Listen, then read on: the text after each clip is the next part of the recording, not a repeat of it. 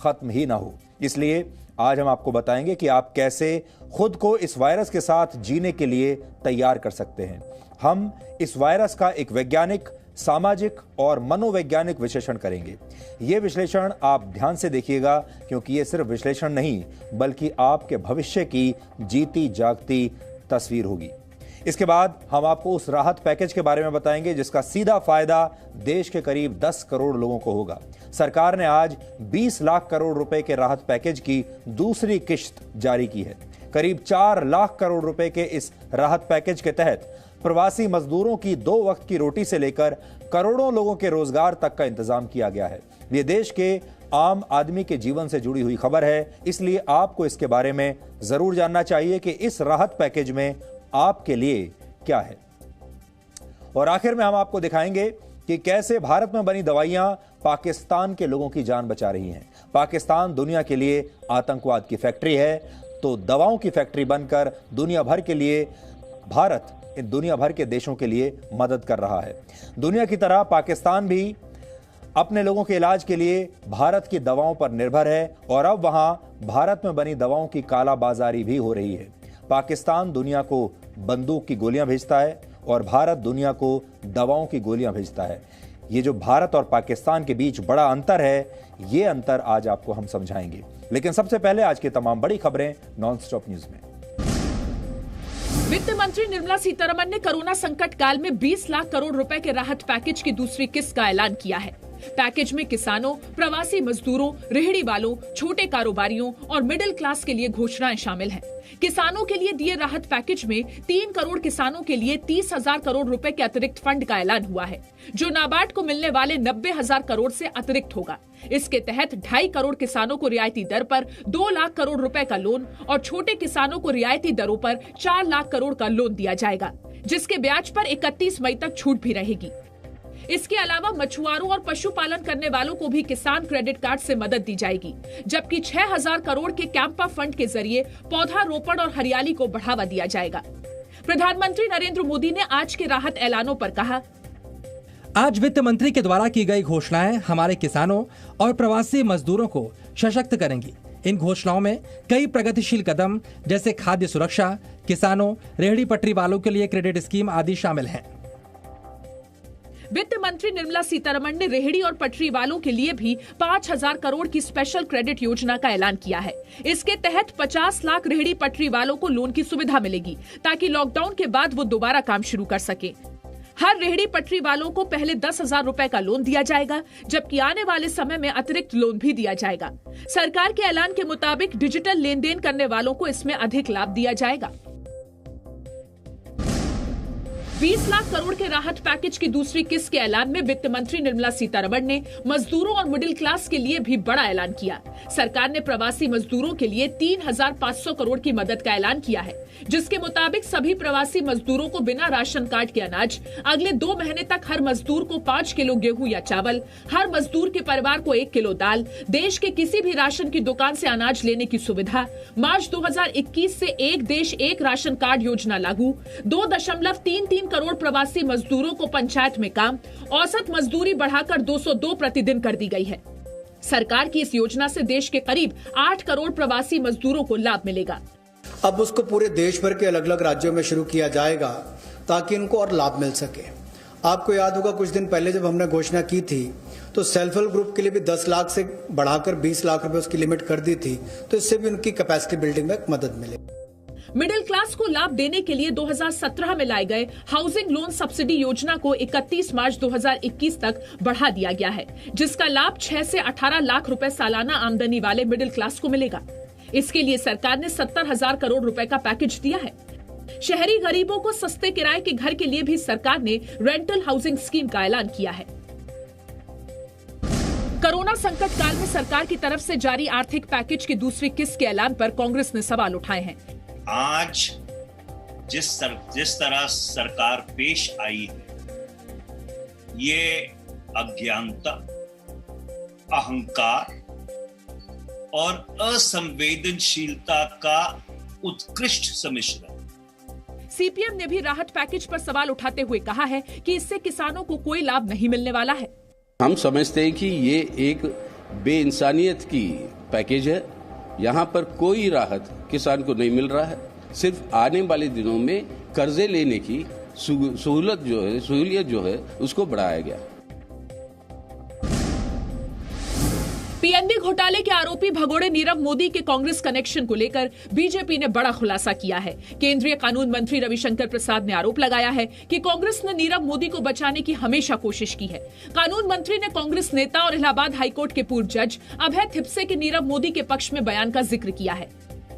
जो 80-20 की gold scheme है, इसमें नीरव मोदी के मामा मेहुल चोकसी को, उनकी कंपनी को काफी एक प्रकार से फायदा कराया गया जब यूपीए सरकार में वित्त मंत्री चिदम्बरम थी। रविशंकर प्रसाद ने कहा है कि कांग्रेस शुरू से नीरव मोदी और मेहुल चोकसी जैसे भगोड़ों को बचाने में जुटी है। अब उनके नेता भगोड़ों के समर्थन में बयान देकर लंदन कोर्ट में चल रही सुनवाई को प्रभावित करने की कोशिश कर रहे हैं। कांग्रेस ने आरोप लगाया है कि सरकार ऐसे बयानों के जरिए देश को गुमराह करने की कोशिश कर रही है।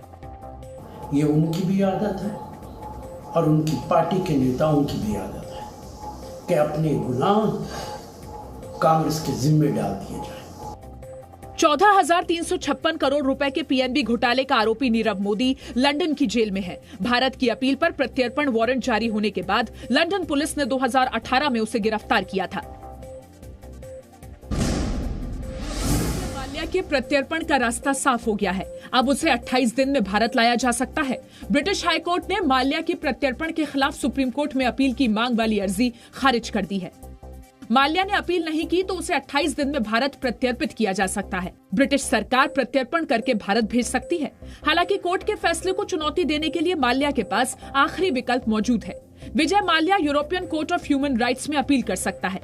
इससे पहले विजय माल्या ने आर्थिक पैकेज के ऐलान पर सरकार को बधाई दी और सारा पैसा लौटाने की पेशकश की। माल्या ने ट्वीट किया, मैं सरकार को कोरोना संकट के बीच राहत पैकेज की बधाई देता हूं।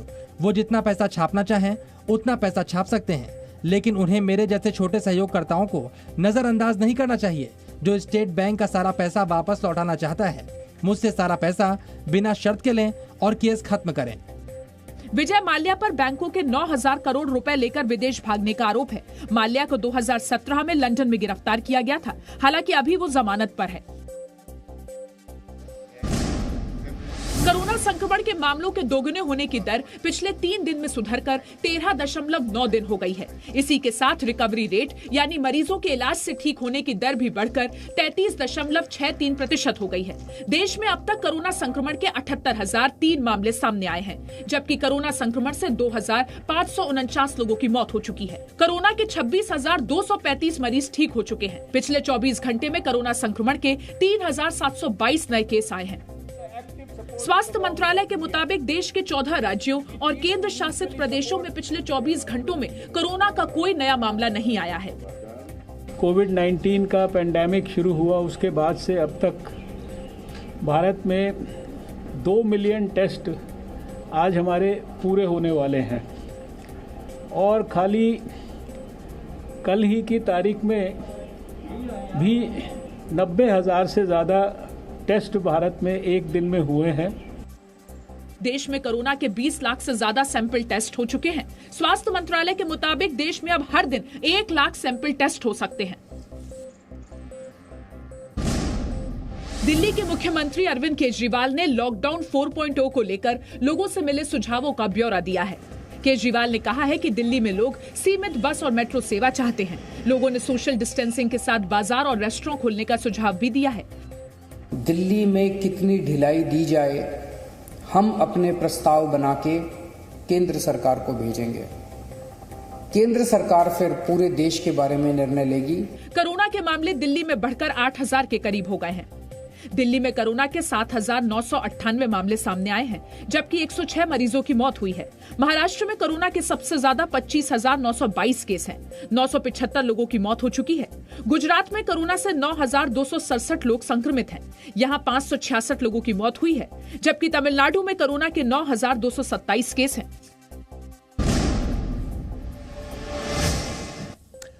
हम पिछले कई दिनों से आपसे कह रहे हैं कि आपको अब कोरोना वायरस के साथ जीने की आदत डाल लेनी चाहिए, क्योंकि कोरोना वायरस आपकी जिंदगी से अब आसानी से जाने वाला नहीं है। ये एक ऐसा अनचाहा मेहमान है जो लंबे समय तक अब आपके घर में रहेगा और इसके लिए आपको तैयार रहना चाहिए। और इसी बात पर अब वर्ल्ड हेल्थ ऑर्गेनाइजेशन यानी WHO ने भी अपनी मोहर लगा दी है। WHO ने यह आशंका जताई है कि यह वायरस एक महामारी के तौर पर लंबे समय तक इंसानों के बीच रह सकता है और यह भी हो सकता है कि यह वायरस कभी भी पूरी तरह से खत्म न हो। वर्ल्ड हेल्थ ऑर्गेनाइजेशन ने इसकी तुलना HIV से करते हुए कहा है कि HIV की तरह इंसानों को इस वायरस के साथ भी जीने की आदत डालनी होगी। अब लोगों को कई तरह की सावधानियां बरतनी होंगी और इस वायरस की वैक्सीन मिल जाने के बाद भी आगे का रास्ता इतना आसान नहीं होगा, क्योंकि सब लोगों तक इस वैक्सीन को पहुंचाना भी बहुत मुश्किल काम होगा। अब सवाल यह है कि फिर क्या किया जाए। अगर कोरोना वायरस लंबे समय तक हमारे साथ रहने वाला है तो हम इसके लिए खुद को कैसे तैयार कर सकते हैं, क्योंकि आप में से बहुत सारे लोगों ने ये सोचा होगा अभी तक कि ये लॉकडाउन महीने 2 महीने का होगा, बहुत ज़्यादा हुआ तो 3 महीने का हो जाएगा, उसके बाद ये कोरोना वायरस चला जाएगा और आपकी ज़िंदगी पहले जैसी हो जाएगी। लेकिन अब मानसिक तौर पर अपने आप को ये तैयार कर लीजिए, आपका जीवन पहले जैसा नहीं होगा। आज हम आगे की इस तैयारी को मेडिकल साइंस, समाज और मनोविज्ञान के जरिए से समझने की कोशिश करेंगे। पहले वैज्ञानिक नजरिए से उन 5 महत्वपूर्ण सच्चाइयों को आप समझिए जिनका सामना आपको और हमें मिलकर करना है। पहली सच्चाई यह है कि यह वायरस अब भी पूरी दुनिया में तेजी से फैल रहा है, ये कहीं भी रुका नहीं है। पूरी दुनिया में 43 लाख से ज्यादा लोग इससे संक्रमित हो चुके हैं और करीब 2,97,000 लोगों की मौत हो चुकी है। 2,97,000, लगभग 3 लाख।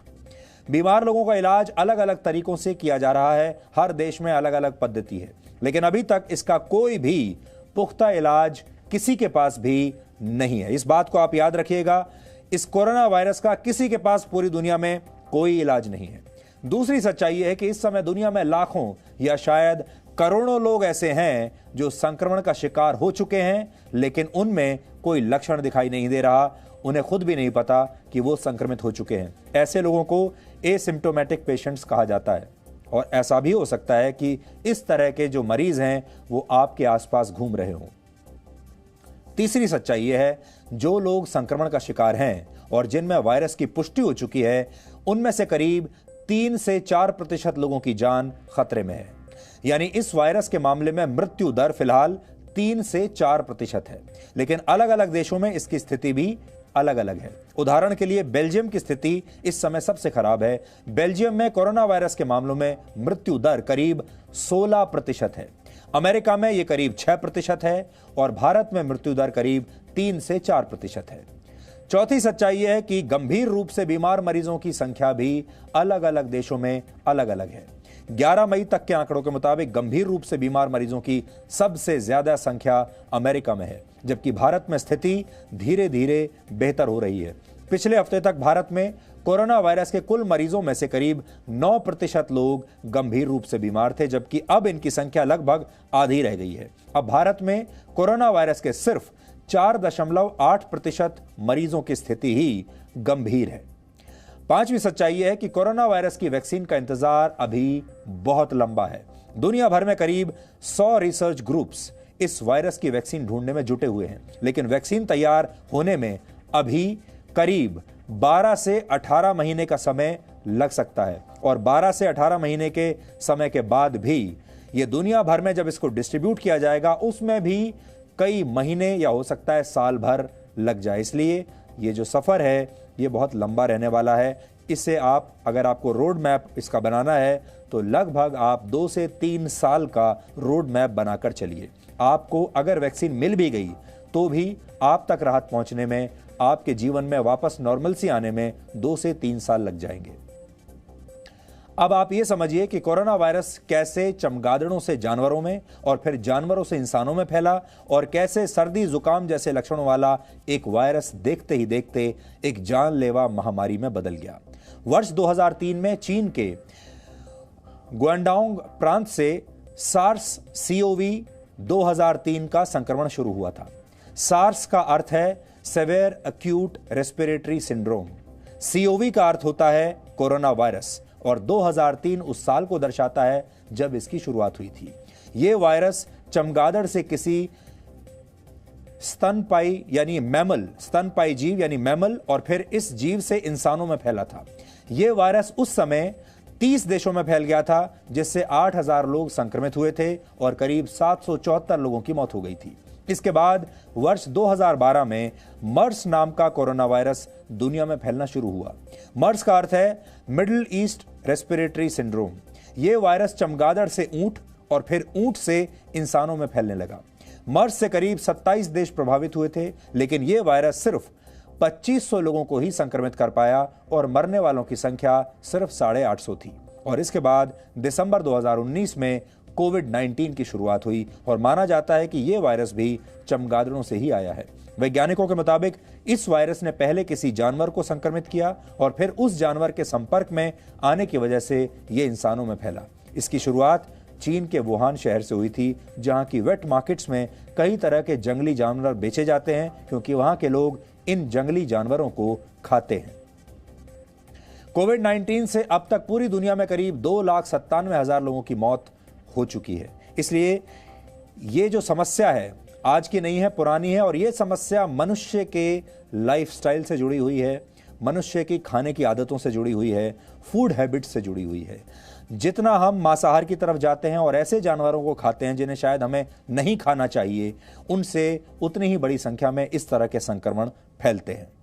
अब कोरोना वायरस के साथ समस्या यह है कि यह वायरस इसने पहले कभी किसी इंसान के शरीर में प्रवेश नहीं किया था, लेकिन वर्ष 2019 में ऐसा हो जाने के बाद, यानी इंसान के शरीर में प्रवेश हो जाने के बाद से ये एक इंसान से दूसरे इंसान में तेजी से फैल रहा है। यानी ये पहले जानवरों से इंसानों तक पहुंचा ही नहीं था, और एक बार अगर इंसानों में पहुंच गया तो फिर इंसानों से इंसानों के बीच फैल रहा है। एक डराने वाली बात यह भी है कि यह वायरस खुद को लगातार बदल रहा है। आप बदल रहे हो या नहीं, लेकिन यह वायरस लगातार बदल रहा है, यानी इसकी संरचना में बदलाव आ रहा है। इसे अंग्रेजी में म्यूटेशन कहते हैं। इस म्यूटेशन की मदद से यह वायरस खुद को इंसानों के शरीर में लंबे समय तक रहने के लायक बना रहा है, ताकि ये आपके शरीर में लंबे समय तक ऐसे ही रहता रहे। एक अनचाहे मेहमान की तरह आप कितना भी चाहें कि यह आपके शरीर को छोड़ दे, लेकिन यह आपके शरीर में ही रहेगा। एक डराने वाली बात यह भी है कि यह वायरस खुद को लगातार बदल रहा है, यानी इसकी संरचना में बदलाव आ रहा है, जैसा हमने आपको बताया, और हमने आपको म्यूटेशन के बारे में भी बताया। इस म्यूटेशन की मदद से यह वायरस आपके शरीर में लंबे समय तक रहता है और फिर निकलता नहीं है। लंदन के school of hygiene and tropical medicine में हुई एक रिसर्च के मुताबिक यह वायरस अपने स्पाइक प्रोटीन्स में बदलाव लाने में सक्षम है। आपने कोरोना वायरस की जो तस्वीरें अब तक देखी होंगी, उसमें आपने कोरोना वायरस के ऊपर उभरी हुई कांटे जैसी संरचना देखी होगी। ये जो आपके स्क्रीन पर तस्वीर है, ये तस्वीर आपने कोरोना वायरस की अभी तक देखी होगी, और ये जो लाल रंग का एक स्ट्रक्चर आपको दिखाई दे रहा है, यही है स्पाइक प्रोटीन्स, जो कांटे जैसे दिखते हैं। इसे ही स्पाइक प्रोटीन्स कहते हैं, और इसी की मदद से कोई वायरस इंसानों की कोशिकाओं में जाकर चिपक जाता है। कोरोना वायरस में आ रहा यह बदलाव 62 देशों से लिए गए सैंपल्स की जांच के बाद साबित हुआ है। हालांकि अभी इसे लेकर और भी रिसर्च की जानी बाकी है। लेकिन कोरोना वायरस के इस म्यूटेशन का अर्थ यह है कि इसकी वैक्सीन बनाना अब और भी मुश्किल हो सकता है, क्योंकि यह लगातार बदल रहा है। हो सकता है कि जब तक एक वैक्सीन तैयार हो, तब तक कोरोना वायरस अपना स्वरूप बदल ले। इन्हीं तमाम रिसर्चेज और आंकड़ों के आधार पर यह कहा जा रहा है कि कोरोना वायरस अभी लंबे समय तक इंसानों के बीच में रहेगा, और हमें इसके साथ जीने की आदत अब डाल लेनी चाहिए, नए नियमों के साथ। अब जब कोरोना वायरस लंबे समय तक आपके साथ रहेगा, तो यह भी समझ लीजिए कि हमारे आसपास के समाज, हमारे देश और दुनिया पर इसका क्या असर पड़ेगा। सबसे पहले अपने समाज की बात करते हैं। इसका सामाजिक असर क्या होगा? कोरोना वायरस की शुरुआत के साथ ही आपने एक शब्द सबसे ज्यादा सुना होगा, और वो है सोशल डिस्टेंसिंग, यानी एक दूसरे से सामाजिक दूरी बनाकर रखना, जिसे प्रधानमंत्री कहते हैं 2 गज की दूरी। यानी इस वायरस का सबसे ज्यादा असर सामाजिक ताने बाने पर पड़ेगा। हाथ मिलाने और आमने सामने बैठकर बातचीत करने की परंपराएं खत्म हो जाएंगी। अब आप दोस्तों के साथ मिलकर फैमिली डिनर्स नहीं कर पाएंगे, दोस्तों के साथ लंच पर बाहर नहीं जा पाएंगे, पार्टीज में नहीं जा पाएंगे और शादी ब्याहों के जो तरीके हैं वो भी हमेशा के लिए बदल जाएंगे। अब आपको शादी में, ब्याहों में, पार्टीज में और दूसरे जो हमारे सामाजिक उत्सव होते हैं उनमें आपको कहीं भी भीड़ दिखाई नहीं देगी जैसे पहले दिखती थी। लोगों को अब एकांत में काम करने की आदत डालनी होगी और भविष्य की चिंता छोड़नी होगी। जो आपके वश में है यानी जो आपके नियंत्रण में है उसी में संतुष्टि का भाव ढूंढना होगा। ये अपने मन में आपको एक बड़ा बदलाव लाना है। एक बड़ा बदलाव यह भी आएगा कि अब लोग भविष्य की लंबी लंबी योजनाएं बनाने से भी शायद बचने लगेंगे। कोरोना वायरस ने बता दिया है कि दुनिया में कुछ भी स्थायी नहीं है और जब वर्तमान को लेकर ही कुछ भी निश्चित तौर पर नहीं कहा जा सकता तो भविष्य के बारे में कोई शर्त कैसे लगाई जा सकती है, भविष्य के बारे में आप कोई योजना भी कैसे बना सकते हैं। हमारे जीवन का हिस्सा बन चुकी बहुत सारी आदतें अब गैर जरूरी हो जाएंगी। वीकेंड पर शॉपिंग मॉल जाना, शॉपिंग करना, फिल्में देखना, रेस्टोरेंट्स में बैठकर खाना खाना, ये सब बातें पहले हमें बड़ी जरूरी लगती थी और ये सब ना करने पर हम फोमो का शिकार हो जाते थे। फोमो का नाम आपने सुना होगा। फोमो का अर्थ होता है फियर ऑफ मिसिंग आउट। लेकिन कोरोना का फियर यानी डर फोमो पर भारी पड़ने लगा है। पैसा सुखद जीवन के लिए बहुत आवश्यक माना जाता है और सबको अपने बैंक बैलेंस की चिंता रहती है, आपकी जेब में कितना पैसा है इसकी चिंता रहती है। लेकिन अब पैसे की जगह स्वास्थ्य लोगों की पहली प्राथमिकता बन जाएगा, क्योंकि पैसा तो आप में से बहुत सारे लोगों के पास होगा लेकिन ये पैसा इस दौरान, लॉकडाउन के दौरान आपके किसी काम नहीं आएगा। और आपने ये देख लिया होगा पिछले दिनों के लॉकडाउन में कि आपको कितने पैसे की और कितनी सुविधाओं की जरूरत है। उससे ज्यादा अगर आपको कुछ भी चाहिए तो वो अब संभव नहीं होगा। आपने देख लिया होगा आप पूरे दिन में कितना खाना खाते हैं, आप पूरे हफ्ते में कितने कपड़े पहनते हैं, आपके जो टोटल बेसिक जो आपकी ज़रूरतें हैं उसके लिए आपको कितना पैसा चाहिए। उसके बाद जितना भी पैसा आपके पास है वो एक्स्ट्रा है और अब वो आपके किसी काम नहीं आएगा। इस पैसे से आप अपनी जान नहीं बचा पाएंगे, क्योंकि कोरोना वायरस बहुत फेयर है, धर्मनिरपेक्ष है। कोरोना वायरस गरीब अमीर देखकर नहीं आता, आपकी जाति भी नहीं देखेगा, आपका धर्म भी नहीं देखेगा। कोरोना वायरस ने बार बार यह साबित किया है कि स्वास्थ्य ही सबसे बड़ी कुंजी है और अब जिनके पास अच्छा स्वास्थ्य होगा वही आने वाले समय में टिक पाएंगे। यानी जिसके पास सबसे अच्छा स्वास्थ्य है वही सबसे अमीर कहलाएगा। अभी तक आप अपने मन में ये समझते थे जिसके पास ज्यादा पैसा है वही अमीर है। अब ये परिभाषा हमेशा के लिए बदल जाएगी। अब पैसे वाले लोग गरीब हो जाएंगे और वो गरीब जिनके पास स्वास्थ्य है वो अमीर बन जाएंगे। स्वास्थ्य के अलावा ईमानदारी भी सफलता की नई कुंजी बनने वाली है। आपने honesty is the best policy के बारे में पढ़ा होगा, सुना होगा, लेकिन सिर्फ किताबों में, अपने जीवन में आपने कभी इसे लागू नहीं किया होगा। घरों में बैठकर ऑफिस का काम करना हो जिसे आप वर्क फ्रॉम होम कहते हैं, ऑनलाइन क्लासेस अटेंड करनी हो या फिर ऑनलाइन परीक्षाएं देनी हो, यह सब तभी संभव होगा जब आप ईमानदारी से अपना काम करेंगे। अब चोरी नहीं चलेगी, अब धोखेबाजी नहीं चलेगी। Honesty is the best policy जैसी बातों को अब पुस्तकों से बाहर लाकर आपको अपने जीवन का हिस्सा बनाना होगा, क्योंकि सब कुछ एक दूसरे पर विश्वास के आधार पर चलेगा। आप धोखा देंगे तो इस बाजार से बाहर हो जाएंगे। अब आप जिस रेस्टोरेंट से अपने लिए खाना मंगाएंगे घर पर फ्री होम डिलीवरी के जरिए, आपको उस पर भरोसा करना होगा और उसे भी आपके भरोसे को बरकरार रखना होगा। जब आप वर्क फ्रॉम होम करेंगे आपको कोई सीसीटीवी से मॉनिटर नहीं करेगा, लेकिन आपको ईमानदारी के साथ अपने घर बैठकर भी उतना ही काम करना होगा जितना आप दफ्तर में जाकर करते थे। ये आपकी जो कंपनी है आप पर भरोसा करेगी और आप अपनी कंपनी पर भरोसा करेंगे। इसी प्रकार से जो बच्चे पहले स्कूल में जाते थे अब वो ऑनलाइन क्लासेस अटेंड करेंगे। अब अध्यापक को ये पता नहीं चलेगा कि कौन सा बच्चा ऑनलाइन क्लासेस के समय पर ध्यान दे रहा है और कौन सा बच्चा चीटिंग कर रहा है। इसलिए बच्चों को ईमानदारी से शिक्षा ग्रहण करनी होगी और जो नहीं करेंगे वो जीवन में फेल हो जाएंगे। एक बार फिर से नोट कर लीजिए, कोरोना वायरस के बाद सामाजिक तौर पर क्या क्या बदल जाएगा। पहली बात, एकांत। आपके जीवन का हिस्सा बनेगा। भविष्य की चिंता अब आपको छोड़नी होगी। ज्यादा प्लानिंग मत कीजिए। गैर जरूरी चीजों और आदतों को अलविदा कह दीजिए। पैसे से ज्यादा प्राथमिकता स्वास्थ्य को देनी होगी और जीवन के हर हिस्से में ईमानदारी को ही अपनाना होगा। वही व्यक्ति कामयाब होगा जो वाकई में ईमानदार है। कोरोना वायरस के साथ जीने का यही ब्लूप्रिंट है और इसे ना समझने वाले इस लड़ाई को लड़ने से पहले ही हार जाएंगे।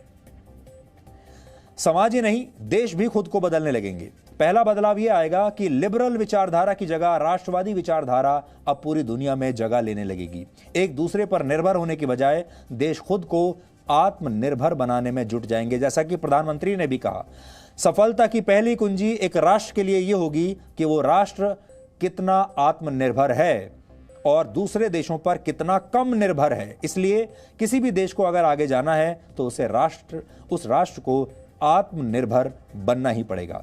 आत्मनिर्भर भारत मिशन इसी दिशा में उठाया गया एक कदम है। जो देश खुली सीमाओं का समर्थन करते थे इससे पहले, जो देश कहते थे कि उन्हें बॉर्डर की जरूरत नहीं, वो सभी देश अपनी सीमाओं को अब सील कर देंगे। आपको याद होगा, पहले शरणार्थियों को अपने देशों में जगह देने का एक फैशन चल रहा था। फ्रांस जैसे देश, जर्मनी जैसे देश, यूरोपियन यूनियन के देश, सब ने अपने बॉर्डर्स खोल दिए थे। अब सबको अपने बॉर्डर्स सील करने पड़ेंगे। अभी यूरोप के लोग बिना रोक टोक के एक जगह से, एक देश से दूसरे देश में जा सकते हैं, लेकिन कोरोना वायरस की वजह से जो स्थिति इटली, स्पेन, फ्रांस और जर्मनी जैसे देशों की हुई है, उसे देखते हुए ये लिबरलिज्म अब बीते जमाने की बात हो जाएगा। दूसरे बदलाव के तहत कोरोना वायरस की वजह से सरकारों का काम करने का तरीका भी हमेशा के लिए बदल जाएगा। सरकारों की प्राथमिकता में भी सबसे ऊपर अब स्वास्थ्य आ जाएगा। अब स्वास्थ्य के मुद्दे पर चुनाव लड़े जाएंगे और चुनाव जीते जाएंगे। अगली बात यह होगी कि सर्विलांस सरकारी कामकाज का अहम हिस्सा बन जाएगा। यानी अब दुनिया भर की सरकारें अपने देश के नागरिकों पर पहले से कहीं ज्यादा नजर रखेंगी। आपके स्वास्थ्य पर वो नजर रखेंगी। आपने देखा होगा, दुनिया भर की सरकारों ने अब ऐसे ऐप्स लॉन्च कर दिए हैं जो कि वैसे तो कोविड-19 के लिए बनाए गए हैं, लेकिन उनके जरिए वो आपके स्वास्थ्य पर अब नजर रखेंगे। कितने लोग स्वस्थ हैं, कितने लोग बीमार हैं, ये सरकारों को पता होगा। कुछ लोग इसका विरोध करेंगे, लेकिन जब लोगों को स्वास्थ्य और अपनी प्राइवेसी यानी हेल्थ और प्राइवेसी में से किसी एक को चुनने के लिए कहा जाएगा तो ज्यादातर लोगों को स्वास्थ्य को ही चुनना पड़ेगा, क्योंकि अगर आपके पास विकल्प है जिंदा रहने का या अपनी प्राइवेसी का, तो हर आदमी को जान प्यारी है। चौथा बड़ा बदलाव राजनीति के तौर तरीकों पर आएगा। रैलियां और जनसभाएं अब बीते जमाने की बात हो जाएंगी। अब इस तरह की जो रैलियां हैं, जैसे आपके स्क्रीन पर दिख रही हैं, ये सब आप पुराने वीडियोस में ही देख पाएंगे। आगे वाली जो पीढ़ियां आएंगी वो ऐसी रैलियों को देखकर हैरान रह जाएंगी, और जब उन्हें यह पता चलेगा कि दुनिया में कभी ऐसा भी होता था, क्योंकि अब ये रैलियां नहीं होने वाली। ये रैलियां और जनसभाएं मैदानों की जगह अब सोशल मीडिया और डिजिटल प्लेटफॉर्म्स पर होने लगेंगी। अब ये सारे लोग जो आपको दिख रहे हैं, ये सब अपने अपने मोबाइल फोन के जरिए जुड़ेंगे। आपका डेटा ही राजनीतिक पार्टियों के लिए चुनाव जीतने की कुंजी बन जाएगा, और जनसंपर्क की जगह कम संपर्क के जरिए आपको एक मतदाता के तौर पर प्रभावित किया जाएगा। आपकी डिजिटल आदतों के जरिए चुनाव के तौर तरीके बदलेंगे। हो सकता है कि मतदान के लिए लाइनों में लगकर इंतजार करने की प्रथा खत्म हो जाए और इसकी जगह आपको किसी मोबाइल फोन एप्लीकेशन के जरिए ही घर बैठे वोट डालने की सुविधा मिल जाए। यह है भविष्य आपके लिए। अब आप ये समझ लीजिए कि कोरोना वायरस का असर आपके मानसिक स्वास्थ्य पर कैसे पड़ेगा। मनोवैज्ञानिकों के मुताबिक सोशल डिस्टेंसिंग का सबसे ज्यादा असर आपकी मनोस्थिति पर ही पड़ेगा, क्योंकि मनुष्य सामाजिक प्राणी माना जाता है। इसकी वजह यह है कि इंसान एक सामाजिक प्राणी है और इंसानों ने सभ्यता की शुरुआत के साथ ही खुद को एक दूसरे के करीब रखना सीखा है। लेकिन अब सोशल डिस्टेंसिंग ही इस वायरस का सबसे बड़ा इलाज है, और जितना आप दूसरों से दूर रहेंगे उतना ही आपका स्वास्थ्य बेहतर रहेगा। कोरोना वायरस का मानसिक स्वास्थ्य पर पड़ने वाला असर इतना गंभीर विषय बन गया है कि ऑस्ट्रेलिया की न्यू साउथ वेल्स यूनिवर्सिटी ने दुनिया भर के 3000 लोगों पर एक रिसर्च करने का फैसला किया है। इस रिसर्च के जरिए यह पता लगाने की कोशिश होगी कि जब अचानक से सामाजिक सुरक्षा का भाव विलुप्त हो जाता है तो इसका मानसिक स्वास्थ्य पर क्या असर पड़ता है। कोरोना वायरस की वजह से हर तरफ से सिर्फ मृत्यु और बीमारियों की खबर आ रही है, और इस वजह से लोग एंग्जाइटी और स्ट्रेस का शिकार हो रहे हैं। मृत्यु का ये जो डर है, कुछ वैज्ञानिकों ने इसे कोरोना स्ट्रेस का नाम दिया है। लेकिन कोरोना स्ट्रेस का एक बड़ा जो असर आपके जीवन पर हो रहा है वो ये है कि मृत्यु के डर की वजह से आज आपके जीवन में कुछ अगर अच्छा है भी तो भी आप उसका लुत्फ नहीं उठा पा रहे हैं, आप उसे एंजॉय नहीं कर पा रहे हैं। यानी जीवन में आपके जो कुछ बचा हुआ है अभी, आपको वो भी अच्छा नहीं लग रहा। मार्च के महीने में चीन में हुए एक रिसर्च में पता चला था कि जो लोग कोरोना वायरस का शिकार हुए हैं उनमें से बहुत सारे लोगों को पोस्ट ट्रॉमेटिक स्ट्रेस डिसऑर्डर यानी PTSD होने की आशंका है। चीन में यह रिसर्च कोरोना वायरस से ठीक हो चुके 714 मरीजों पर की गई थी। इस रिसर्च में करीब 96% मरीजों में PTSD के लक्षण पाए गए। पोस्ट ट्रॉमेटिक स्ट्रेस डिसऑर्डर तब होता है जब आपके जीवन में कोई ऐसी अनहोनी घटना घट जाती है जिसके लिए आप तैयार नहीं हैं। अमेरिका में हार्वर्ड यूनिवर्सिटी के स्कूल ऑफ पब्लिक हेल्थ द्वारा किए गए एक और रिसर्च के मुताबिक दुनिया भर के लोगों को वर्ष 2022 तक सोशल डिस्टेंसिंग के नियमों का पालन करना पड़ सकता है। हम भी आपसे यही कह रहे हैं कि आप 2 से 3 साल का अपना एक रोड मैप बनाकर चलिए। इस दौरान आपको डिप्रेशन में नहीं जाना है। इस दौरान आपके पास जीवन में जो कुछ बचा है आपको उसका लुत्फ उठाना है। इस दौरान आपको खुश रहने की कोशिश करनी है, आपको किसी चीज़ का लालच नहीं करना है और भविष्य के बारे में भी ज़्यादा नहीं सोचना है।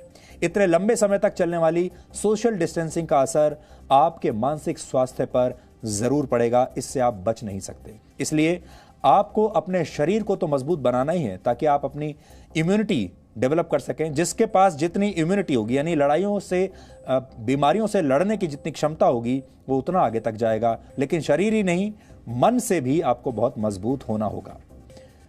इतना ही नहीं, यह वायरस समाज को भी अब 2 वर्गों में बांट देगा।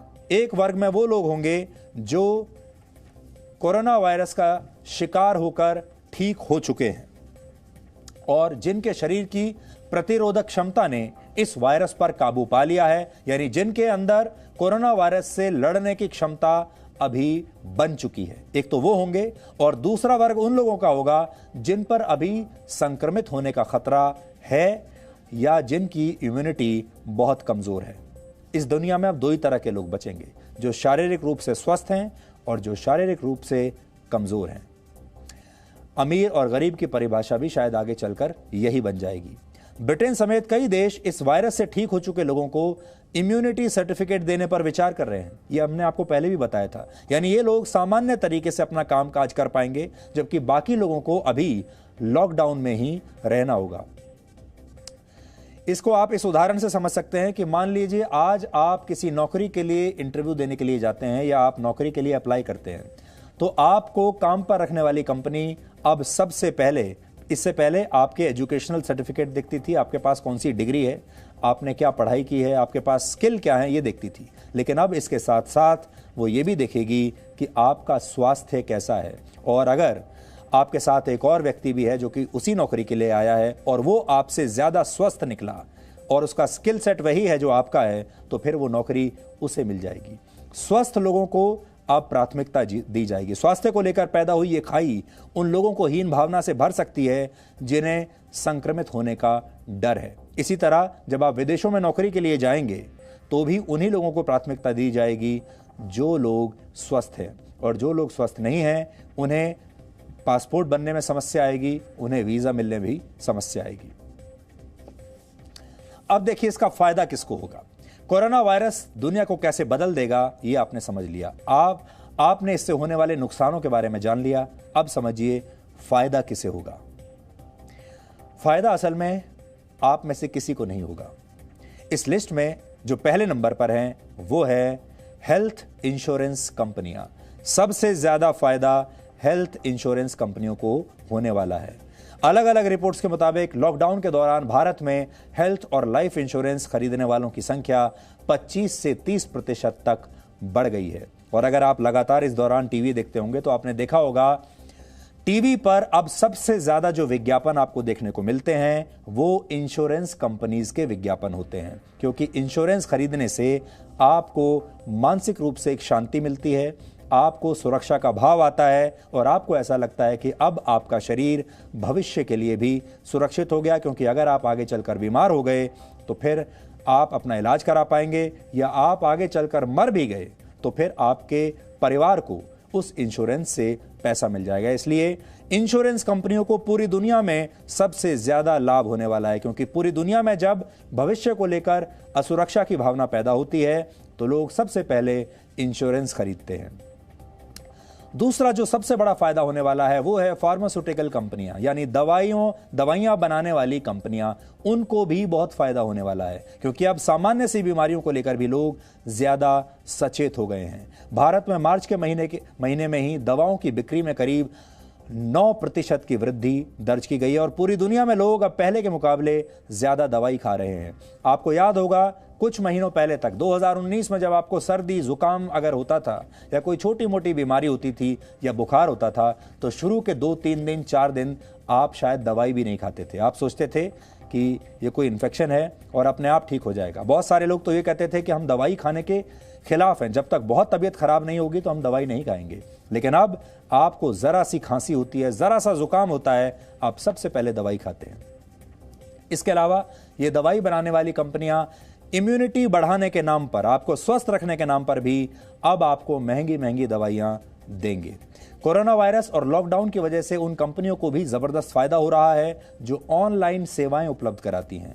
वीडियो कॉन्फ्रेंसिंग की सेवा देने वाली कंपनियों से लेकर ऑनलाइन एजुकेशन, ऑनलाइन डिलीवरी की सुविधा देने वाली कंपनियों को भी इस संकट से जबरदस्त फायदा हुआ है। इसलिए इस संकट के बाद कुछ नए बिजनेस आपके सामने आएंगे, कुछ नए बिजनेस मॉडल आपके सामने आएंगे। बहुत सारे लोग अभी ये भी कहते हैं, जिनको ये शक है, हो सकता है कि ये जो वायरस है ये लैब में बनाया गया वायरस हो सकता है इस वायरस को किसी ने जानबूझकर फैलाया हो, जिसमें सबसे पहला आरोप चीन के ऊपर लगता है कि चीन ने इस वायरस को या तो फैलाया है या फिर जानबूझकर फैलने दिया है। लोग ये भी देखते हैं कि सारी दुनिया में किस देश को इसका लाभ मिल रहा है, तो नजर जाती है चीन पर। सारी दुनिया बंद पड़ी है, एक देश खुला हुआ है, एक देश काम कर रहा है और वो है चीन। चीन की सेनाएं अब दूसरे देशों की सीमाओं पर मंडरा रही हैं।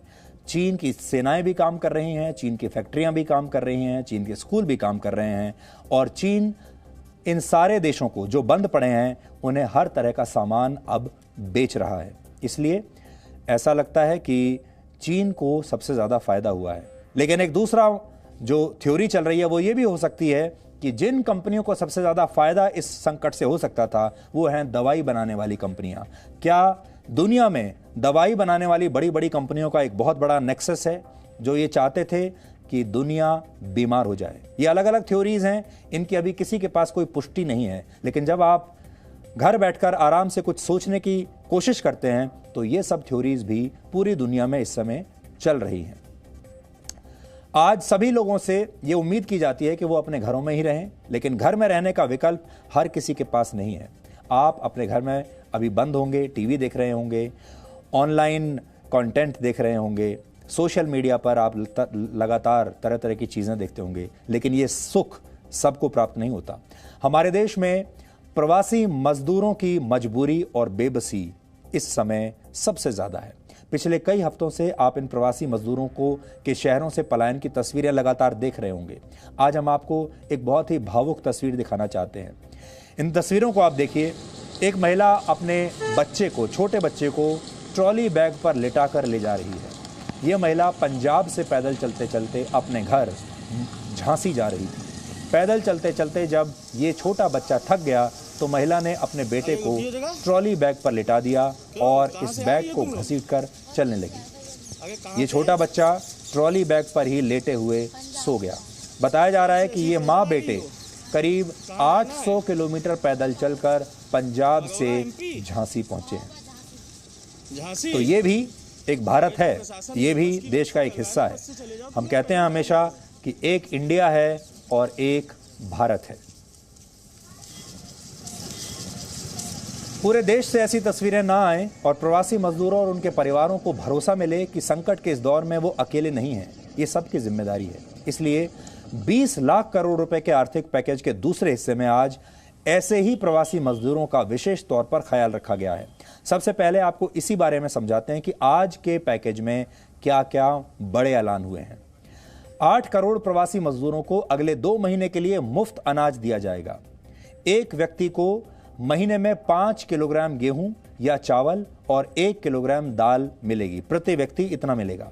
अगर किसी के पास राशन कार्ड नहीं है तो उसे इस योजना से दूर नहीं किया जाएगा। राशन कार्ड न होने के बाद भी ये मुफ्त अनाज सबको मिलेगा। इसलिए आपको बता दें कि जिनके पास राशन कार्ड नहीं है उन्हें भी 2 महीने तक मुफ्त अनाज सरकार देगी।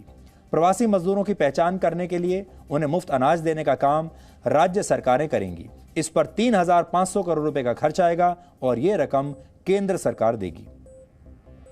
सरकार अब एक देश एक राशन कार्ड की व्यवस्था करेगी। यानी आप देश में कहीं भी रहते हो, एक ही देश होगा, एक ही राशन कार्ड होगा, जिससे कोई भी व्यक्ति देश में किसी भी जगह पर अपना राशन कार्ड दिखाकर अनाज ले सकेगा। एक देश एक राशन कार्ड की व्यवस्था को 23 राज्यों में इस साल अगस्त से लागू किया जाएगा। इससे देश के करीब 67 करोड़ लोगों को फायदा मिलेगा।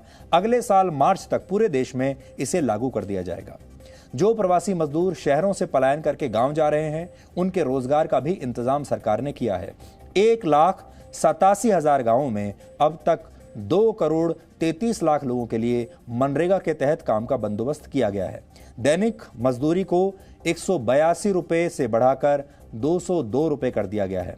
प्रवासी मजदूरों के रोजगार पर अब तक 10,000 करोड़ रुपए खर्च किए जा चुके हैं। आज सरकार ने यह भी बताया कि वो मजदूरों के लिए पूरे देश में एक समान न्यूनतम वेतन की दिशा में बढ़ रही है। एक समान न्यूनतम वेतन के लिए राज्यों से बात की जाएगी और न्यूनतम वेतन को तय करने के तरीके भी बदले जाएंगे। सभी मजदूरों को आधिकारिक तौर पर नियुक्ति पत्र मिलेंगे। वर्ष में एक बार सभी मजदूरों का हेल्थ चेकअप होगा। कर्मचारियों के लिए एम्प्लॉयज स्टेट इंश्योरेंस कवरेज पूरे देश में मिलेगा।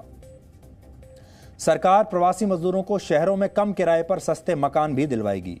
मजदूरों के रहने के लिए शहरों में सरकार अफोर्डेबल रेंटल हाउसिंग कॉम्प्लेक्सेस बनवाएगी। इसके अलावा उद्योगों को और कंपनियों को ऐसे हाउसिंग कॉम्प्लेक्सेस बनाने के लिए सरकार प्रोत्साहित करेगी और उन्हें मदद भी देगी। कल छोटे उद्योगों के लिए सरकार ने बड़े फैसले किए थे। आज प्रवासी मजदूरों के दर्द को समझा गया है। गरीब लोगों की बात की गई है। उनके रहने, खाने और रोजगार का इंतजाम करने वाले फैसले किए गए हैं। ये वो लोग हैं जिनकी मेहनत और पसीने से हमारे शहर बने हैं। लेकिन इस संकट काल में इन पर ऐसी मुसीबत आई कि इन्हीं शहरों को छोड़कर ये जाने पर मजबूर हो गए। इनमें कुछ लोग किस्मत वाले हैं जिन्हें घर जाने के लिए कोई साधन मिल गया, नहीं तो अधिकतर प्रवासी मजदूर शहरों से पैदल ही अपने गांवों की तरफ निकल पड़े हैं। ये लोग सैकड़ों किलोमीटर पैदल चलकर किसी तरह अपने घर पहुंचने की कोशिश में जुटे हुए हैं। और ये ह्यूमन साइकोलॉजी है कि हर व्यक्ति मुसीबत की घड़ी में अपने घर जाना चाहता है। घर एक ऐसी चीज़ है, घर में असल में बहुत ताकत होती है। आप जब भी दुनिया के किसी भी कोने में रहते हो, आप मुसीबत में फंसते हैं तो आप अपने घर ही जाना चाहते हैं। आपने देखा होगा जितने लोग विदेशों में रह रहे हैं वो सारे लोग इस मुसीबत की घड़ी में वापस अपने घर आना चाहते हैं। चाहे कितने भी संपन्न देश में रहते हों, सब घर लौटना चाहते हैं। और इसी तरह ये मजदूर भी अपने घर जाना चाहते हैं। चाहे घर में इन्हें 2 रोटी खाने को कम मिल जाए, चाहे घर में इनके लिए कोई सुविधा ना हो, रोजगार भी ना हो, लेकिन तब भी अपने घर ही जाना चाहते हैं, क्योंकि अपना घर अपना ही होता है, अपने अपने ही होते हैं। आज हमने इन प्रवासी मजदूरों के पलायन पर एक ग्राउंड रिपोर्ट तैयार की है, जिनके दर्द की कहानियां आज आपको भी भावुक कर देंगी। और ये कहानियां देखने के बाद आपको लगेगा कि आप कितने किस्मत वाले हैं कि आपके पास अपना घर है, अपना परिवार है और आपका जीवन इनके जैसा नहीं है। लेकिन खुश होने के साथ साथ आपकी ये जिम्मेदारी भी है कि अगर आपको इस तरह के कहीं भी कोई लोग मिलते हैं तो आप उनकी मदद जरूर कीजिए। हम लोग के पैसा पानी पीने का पैसा नहीं, हम लोग सर क्या करें? गाँव नहीं जाए तो क्या करें?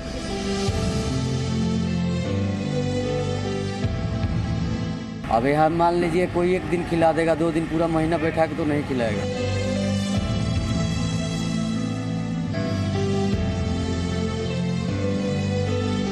मैं बोला जब मरना है तो आप गाँव में मरिए। हाँ जी, कल कमरे मालिक ने जो भी फोन कर दिया था कि कमरा खाली करके जाना। बड़ा मुश्किल हो रहा था। अब गांव में अपने सारे कुछ खेती बाड़ी से काम चल जाता है, लेकिन यहाँ तो सब खरीद के आना है, तो मजबूरी करके फिर जाना ही पड़ रहा है। हम लोग की गाँव भिजवा दीजिए बस, हम लोग को कोई व्यवस्था नहीं चाहिए, सिर्फ हम बच्चे के पास जाएंगे। हमें गाँव भिजवा दीजिए बस। मजबूरी बहुत बुरी चीज होती है। मजबूरी ना होती तो ये प्रवासी मजदूर अपना गांव, अपना घर, अपना परिवार छोड़कर कभी शहर ना आते। और मजबूरी ना होती तो यूं खाली हाथ, फटी जेब और खाली पेट लेकर अपने घरों की तरफ कभी ना लौटते।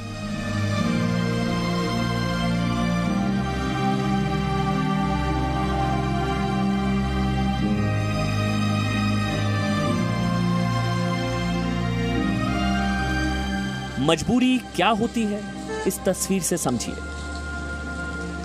एक बच्चा है, उसे आप इस सफर का यात्री मानिए। एक ट्रॉली बैग है, उसे ट्रेन समझिए। और एक मजबूर मां है, उसे ट्रेन का इंजन समझिए, जिसे चलते जाना है, बिना रुके, बिना थके, बस चलते जाना है। ना सिस्टम से सवाल करने का वक्त है और ना ही रुक कर जवाब देने का। कहां से आ गई हो तुम लोग? बहुत दूर से आ गए। अरे कहाँ थे? पंजाब से। पंजाब से ऐसे ही पैदल आ गई हो? कहाँ जाना है? महोबा। मगोगा MP? महोबा झांसी। झांसी? आगे तो प्रशासन बस की व्यवस्था कर रहा है ना, बस से चले जाओ। तुम लोग पैदल काहे जा रहे हो? हैं?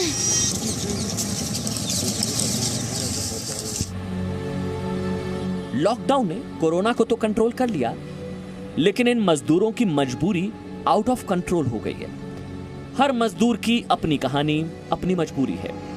देश की सड़कों पर इन मजदूरों की बेबसी के इतने किस्से एक साथ बिखरे पड़े हैं कि बटोरने पर आएंगे तो सारे एहसास, सारी भावनाएं कम पड़ जाएंगी।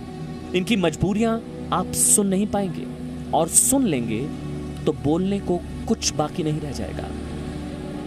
कई ऐसी कहानियां हैं जिसको देख के दिल पसीजता है, जिसको देख के ये लगता है कि जो लोग अलग अलग जगहों पे फंसे हैं, परेशान हैं, वैसे कई परिवार हैं जो पता नहीं कहाँ से फंसे हैं, कहाँ से चलते हुए पैदल आ रहे हैं, और उसके बाद आगे जहाँ जाना है वहाँ तक वो कैसे पहुँचेंगे। कहाँ से आ रहे हैं? आ रहा हूँ राजस्थान से। राजस्थान से? हाँ जी, कोटा। हमको जाना है बलरामपुर, तुलसीपुर बलरामपुर। अभी आप दिल्ली पहुंच गए। हाँ जी। दिल्ली से अभी ये गाजियाबाद के आसपास हो। अब ये तो आपको इसमें किसने बिठाया? इसमें वाले मैं पुलिस वाला बैठा है बाबूजी। अगर वहाँ नहीं मिलेगी फिर क्या करेंगे? कोनो साधन करेंगे बाबूजी। क्या साधन करेंगे? अरे कुछ भी वाले करेंगे, पेट के लिए वाले में बच्चे हैं छोटे छोटे, धूप में तो मारेंगे नहीं बाबूजी। कहे मैं घर चलूँगा, बीमार हम तो इसलिए जाना पड़ेगा बाबूजी। आप क्या कह रहे थे? हम लोग चौक पे काम करते हैं, जब चौक बंद हो गया तो कहाँ काम करेंगे। बच्चे के लिए कुछ खाने पीने का रखा है? दूध रखा है? रखे हैं, दूध में बिस्कुट मिला है हुआ रखे। निकाल दे। क्या दिल्ली, क्या पटना, क्या लखनऊ, क्या मुंबई, क्या बेंगलोर, क्या चंडीगढ़, रोजगार, घर या भोजन से वंचित प्रवासी मजदूर अपना थोड़ा बहुत सामान ला दे, भूख से बेहाल, थके मांदे बच्चों के साथ पैदल या साइकिलों पर। और अगर किस्मत अच्छी रही तो ट्रकों और टेम्पो में पशुओं की तरह ठुस कर अपने गांव की ओर लौटने को मजबूर हैं, जहां सोशल डिस्टेंसिंग की कोई गुंजाइश तक नहीं है। पैदल चल चल कर थक चुके इन मजदूरों के पैर और बुझे हुए चेहरे देखिए, और शुक्र मनाइए कि आप अपने घरों में सुरक्षित हैं। ये जो पूरा स्ट्रेच है ना, नई दिल्ली रेलवे स्टेशन का मुख्य प्रवेश द्वार, यहाँ से आप ये मान के चलिए 100 मीटर की दूरी पर है। ट्रेन की टिकट है, नहीं है, और वो मिलेगी कि कैसे मिलेगी, नहीं मिल पाएगी, जा पाएंगे, नहीं जा पाएंगे, कुछ नहीं मालूम, बस घर से निकल गए हैं। लेकिन अब स्थिति ये है, यहाँ पहुँचे हैं तो टिकट नहीं है, और कब जाएंगे ये मालूम नहीं है। बच्चों के साथ यहीं रेलवे स्टेशन पर है। देखते हैं, 3 दिन बोला है साधारण ट्रेन ऐसे चलेगा, देख लेते 2 दिन तक बाद बोलते जाएंगे। सर क्या करूँगा, पैदल चल जाएंगे कैसे? हाँ चल जाएंगे। उधर भगाता है, इधर जाते थे इधर भगाता है बच्चे के लेके। कौन भगाता है? पुलिस वाले। कहाँ लेके गए थे भगा दिया? वहाँ पे गए तो वहाँ से बोला उधर जाओ, टिकट नहीं है तो यहाँ पे नहीं रहना है। हाँ, तो हम फिर बच्चे के लेके इधर आ गए। तो बच्चों के खाने पीने के लिए कुछ है सामान? नहीं है, देता है कोई तो खा लेते बस, नहीं पैसे भी नहीं है, नहीं खाते, नहीं रहता है तो। मदद उसी को मिलेगा जो हमारे ट्रेन से आया है। अब बाकी जनता हमारे देश का नहीं है, तू हमने सब विदेश का है। ऐसा इधर का प्रशासन बोलिन और पदाधिकारी बोलिन, तू लोग नहीं है, ट्रेन से आया ना जो हमको जनता है, और तू लोग नहीं है, हम नहीं चल के आ रहे हैं वहाँ से। इन प्रवासी मजदूरों की एक जैसी ही मजबूरियां हैं, एक जैसी किस्मत है। किसी को उसके मकान मालिक ने जबरदस्ती निकाल दिया, किसी को उसके मालिक ने दिहाड़ी नहीं दी, तो किसी को किसी ने घर पहुंचाने के नाम पर ठग लिया। जिसकी भी कहानी आप सुनेंगे आपको लगेगा कि आप जैसे ये कहानी न जाने कितनी बार सुन चुके हैं। गरीब लोगों के लिए तो कोई ट्रेन चल नहीं रही है, चल रही है अमीर लोगों को भेज रहे हैं, स्पेशल ट्रेन चल रही है, किराया हम लोगों के पास उतना है नहीं। डर क्या करेगा, मरने का तो इधर जाते जाते अगर मर जाएगा तो अच्छा है ना, क्या करूँ। अभी उधर भी बीबी बच्चा रो रहा है, बोलते कैसा भी तुम लोग कैसा भी निकलो। खाना पीना नहीं मिल रहा है तो जाएंगे ना, भूखे मर रहे हैं, क्या करेंगे। जहाँ तक चल पाएंगे चलेंगे सर। ट्रेन से यूपी तो 1600 किलोमीटर दूर है, तो जैसे चल पाएंगे चलेंगे, या तो कोई मिल जाएगा तो भगवान का दयालु बैठाएगा। चल हम लोग आज 2-3 दिन से भूखे रह रहे यहाँ पे, और हम लोग के खाने का कोई बंदोबस्त नहीं है, रोड पे रहते हैं सर, और पुलिस लोग इधर मार मुर के हम लोग को चले जाते हैं। हम लोग आप बहुत खुशकिस्मत हैं, किस्मत वाले हैं कि आप अपने अपने घरों में हैं, अपने परिवार के साथ हैं और टीवी पर इन लोगों को देख रहे हैं। ये आपका फर्ज है, ये आपका कर्तव्य है कि इस तरह का कोई भी परिवार, इस तरह के कोई भी लोग अगर आपको मिलते हैं बाहर तो उनकी मदद जरूर कीजिए। यहां पर हम 4 मिनट का एक छोटा सा ब्रेक लेंगे और ब्रेक के बाद हम आपको जमीन जिहाद का वो सच दिखाएंगे जिसकी वजह से हमें लगातार धमकियां मिल रही हैं। हम आपको जी न्यूज को मिली नई धमकी दिखाएंगे, लेकिन साथ ही एक ग्राउंड रिपोर्ट आपको दिखाएंगे जम्मू से, जिसने जमीन जिहाद की हमारी खबर पर एक बार फिर से मोहर लगा दी है। आज हम आपको जम्मू लेकर जाने वाले हैं, ऐसी खबर दिखाएंगे कि आप हैरान रह जाएंगे।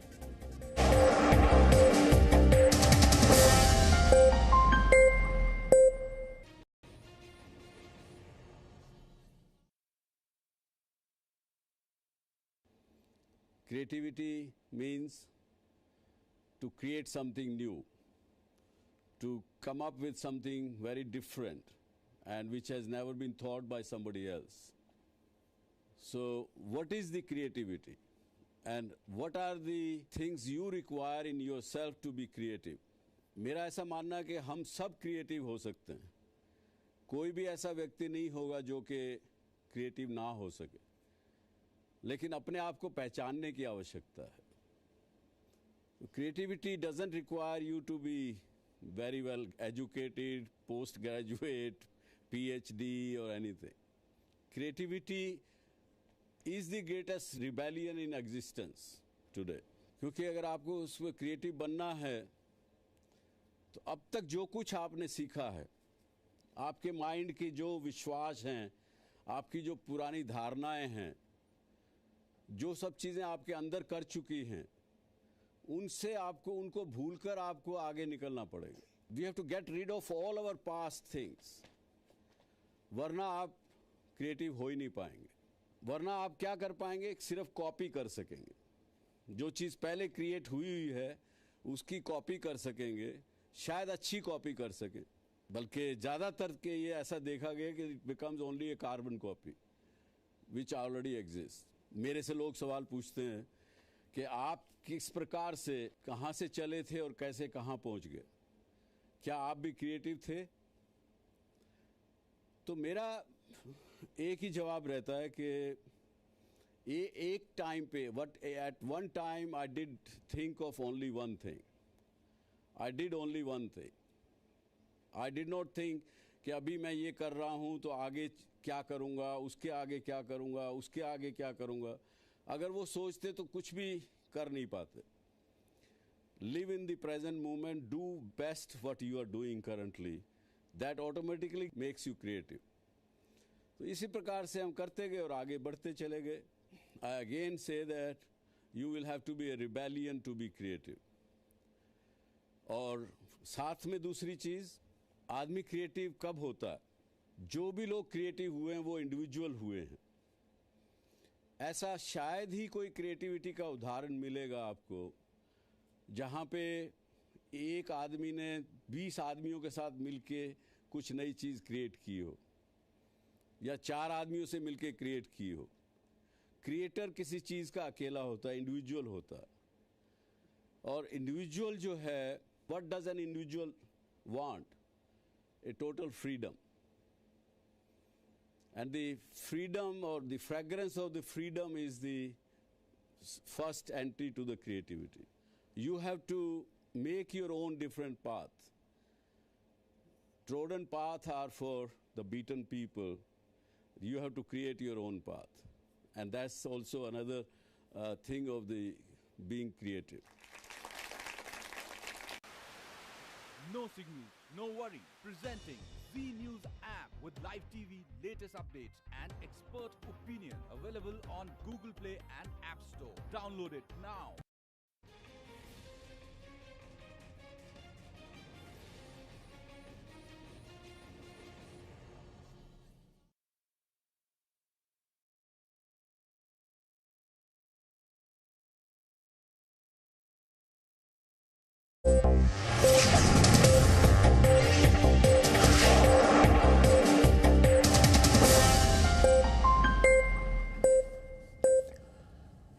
कल्पना कीजिए कि आपका पर्सनल फोन नंबर, आपके घर का पता, आपके परिवार में कौन कौन है उनकी सारी डिटेल्स, आपके ऑफिस का पता सार्वजनिक कर दिया जाए। खास तौर पर ऐसे लोगों के बीच इसे सार्वजनिक कर दिया जाए जो आपके दुश्मन हो, तो फिर आपके साथ क्या होगा? और वो सारे लोग जिनकी संख्या लाखों में हो, वो सब लगातार आपको फोन करने लगे। जी न्यूज पर जमीन जिहाद की खबर दिखाने के बाद अब मुझे लगातार हर रोज ऐसी ही धमकियां मिल रही हैं। पहले धमकियां पाकिस्तान से आई, फिर इसमें खालिस्तानी आतंकवादी शामिल हो गए और यूएई के नंबरों से फोन आने लगे, और अब ये धमकियां भी किसी वायरस की तरह तेजी से फैल रही हैं। आज एक धमकी और आई है और कॉल करने वाले ने धमकी दी कि अब मेरा नंबर पाकिस्तान से लेकर अफगानिस्तान तक सब जिहादियों तक पहुंच गया है, और अगर मैंने इन लोगों की बात नहीं मानी तो फिर ये मोबाइल नंबर अब और भी बड़ी संख्या में लोगों तक पहुंच जाएगा। आज का जो ज़माना है ये प्राइवेसी का ज़माना है। आप सोचिए हमारे देश में कितनी बहस चलती है। हम आधार कार्ड के लिए भी अपनी पर्सनल डिटेल्स देना नहीं चाहते। लगातार सुप्रीम कोर्ट तक ये बात चलती है कि प्राइवेसी को लेकर किसी का पर्सनल डेटा आप ले नहीं सकते, आधार कार्ड के लिए भी नहीं ले सकते। कोई भी अपना पर्सनल डिटेल्स अब देना नहीं चाहता, लेकिन हमारी सारी पर्सनल डिटेल्स अब बाहर आ चुकी हैं, लोगों के बीच में बंट चुकी हैं। पहले आप ये ऑडियो सुनिए जो पाकिस्तान से आया है और फिर आगे की कहानी बताते हैं। मुझे लगता है आपको ये ना नंबर चेंज करना पड़ेगा जी, नहीं तो पाकिस्तानी आपको चेंज कर देंगे। अब जिस दिन तो पाकिस्तानियों के हत्थे चढ़ गया ना, ये तुझे माँ ना याद करा दी ना तो नाम बदल कर रख देना। चौधरी साहब, जिस तरह अभिनंदन की आ रही थी ना पाकिस्तान आर्मी ने, इसी तरह तेरी किसी दिन उतार देनी है। तेरा ये नंबर अफगानिस्तान तक पहुंच गया है चौधरी साहब, तो अब तो तुझे नंबर चेंज करना पड़ेगा। एक रियाज नाइको को मार के ना आप जश्न ना मनाएं और ये ना बोलें कि पाकिस्तान आपको माफ़ कर देगा। हम दुश्मन थे, दुश्मन हैं और दुश्मन रहेंगे। आपने एक रियाज नाइको को मारा है ना, तो इधर तो हज़ारों नाइको बैठे हैं साहेब। अगर माँ का दूध पिया है ना तेरी आर्मी ने, तो पीओके में आके दिखाओ। अभिनंदन आया था ना, उसकी थी हमने। कसम खुदा की अगर तेरी आर्मी ने पीओके के करीब भी आई ना, ये तेरी आर्मी उतारी तो हमें पाकिस्तानी ना कहना। और साहब तो पाकिस्तानियों को जानता नहीं है। जिस दिन तो पाकिस्तानियों के हत्थे चढ़ गया ना, उस दिन तेरे को तेरी नानी याद आ जानी है। अरे साहब, ये में जिस तरह कश्मीर पे जुल्म कर रही है ना, इसका बदला भी तो लेना है हमने। ये जो चाय वाला इंडिया पे जुल्म कर रहा है ना चौधरी साहब, इसका हिसाब किताब भी तो देना है आपने। आप लोग सोचते होंगे कि पाकिस्तान कुछ नहीं कर रहा, आपने एक रियाज नाइको को मारा और आपके कितने शहीद हुए ये बताएं मुझे। तो पाकिस्तानियों को जानता नहीं है चौधरी साहब। तो इस तरह के कॉल्स लगातार आ रहे हैं। अब बात सिर्फ जान के खतरे की नहीं है, ये प्राइवेसी का भी एक बहुत बड़ा मामला है। जरा सोचिए, जिस देश में लोग कागज दिखाने से डरते हों, आधार कार्ड बनवाने के लिए अपनी निजी जानकारी देने से इनकार करते हों, वहीं मेरा फ़ोन नंबर और मेरा पता जिहादियों की जेब में पहुंच जाता है।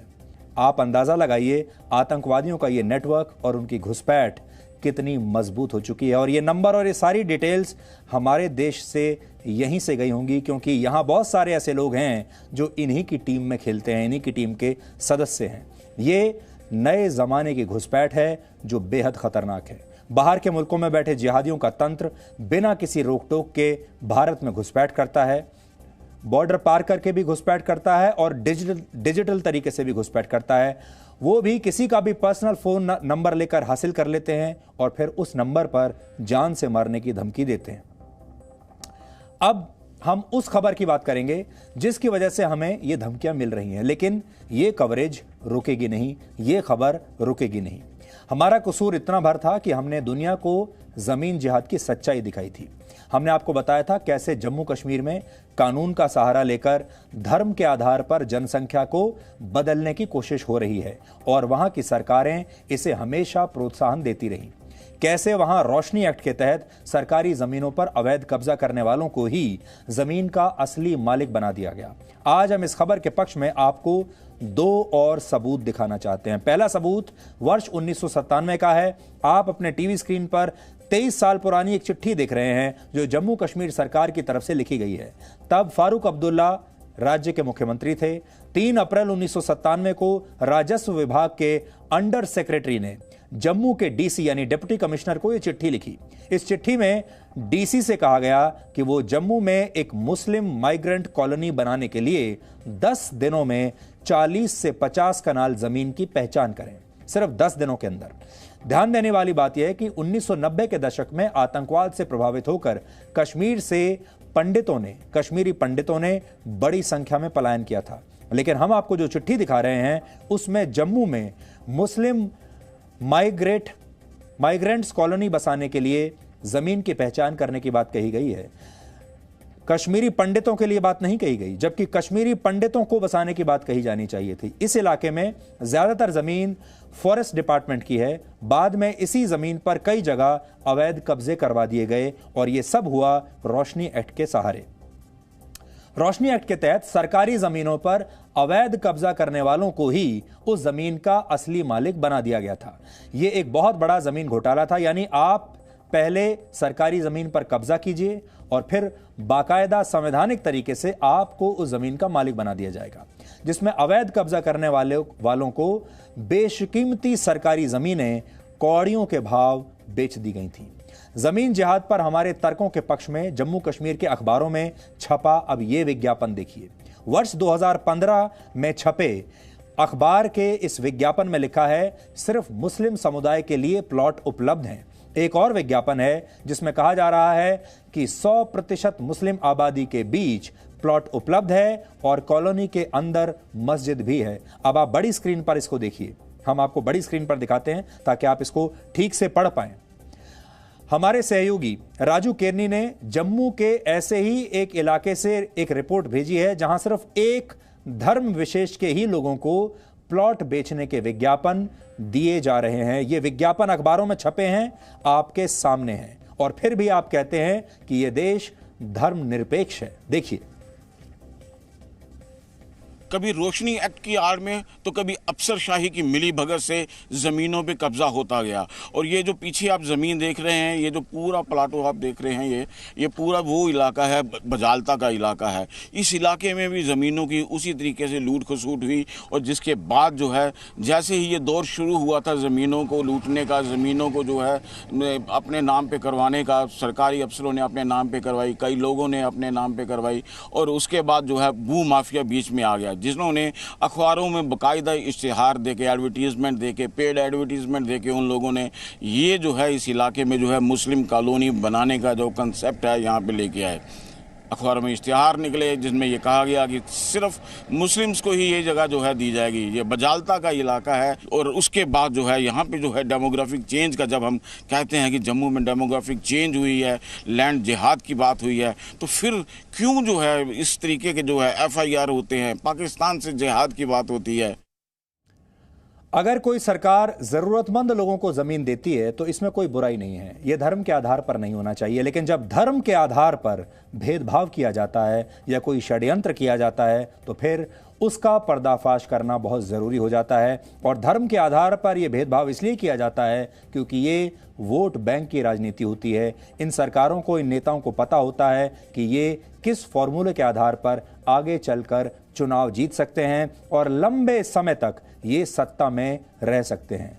आरोप है कि जम्मू कश्मीर में यही हुआ था। वर्ष 1997 में वहां की सरकार ने मुस्लिम कॉलोनी बसाने के लिए जो शुरुआत की वो एक भूमिका थी। वर्ष 2003 में जम्मू कश्मीर में जो रोशनी एक्ट लाया गया वो इसी साजिश का अगला हिस्सा था, इसी साजिश का पार्ट 2 था। मुस्लिम माइग्रेंट जम्मू कश्मीर में एक अपवाद है।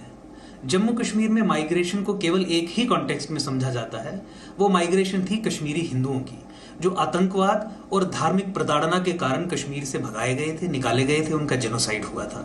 ये जम्मू कश्मीर में मुस्लिम माइग्रेंट स्टेटस दे के जम्मू के अंदर कॉलोनीज सेटअप करवाना जम्मू कश्मीर के स्टेट अपरेटस की वो चाल थी जिस चाल के जरिए वो जम्मू की डेमोग्राफी को भी चेंज करना चाहते थे। बठिंडी और सुंजवा में जो कि फॉरेस्ट का एरिया है, वहाँ पे सिर्फ प्योरली मुस्लिम कम्युनिटी बसाई जा रही है। बड़े एक कॉन्स्पिरेसी जम्मू के खिलाफ, आप डोगरों के खिलाफ कह सकते हो, या जहाँ की जो मेजॉरिटी कम्युनिटी है या जम्मू में उनके खिलाफ कह सकते हो। कश्मीर तो बिल्कुल खाली करवा दिया जब से वहाँ पर जब कश्मीरी माइग्रेंट वहाँ पे उनको निकाला गया, वहाँ से उनको मारा गया, बेचारे निकल के वहाँ से 90 से शुरू हुआ वो 1990 से, तो यहाँ पे कई हिंदुस्तान के कई हिस्सों में आके वो बस गए, जम्मू में बस गए, लेकिन वहाँ पर प्योरली मुस्लिम जो कम्युनिटी थी वहाँ पे रह गई। और फिर जहाँ भी आप मुस्लिम माइग्रेंट्स की कॉलोनी से अलग से बसाएंगे तो ये कौन सा सेकुलर इंडिया हुआ। अब कल्पना कीजिए कि देश के किसी इलाके में सिर्फ हिंदुओं के लिए जमीन या मकान का कोई ऐसा ही विज्ञापन छप जाता तो फिर क्या होता। खुद को धर्मनिरपेक्ष कहने वाली सारी ताकतें शोर मचाकर पूरी दुनिया को इकट्ठा कर लेती। लेकिन जम्मू कश्मीर के मामले में ये सेकुलर जमात बिल्कुल खामोश रहती है।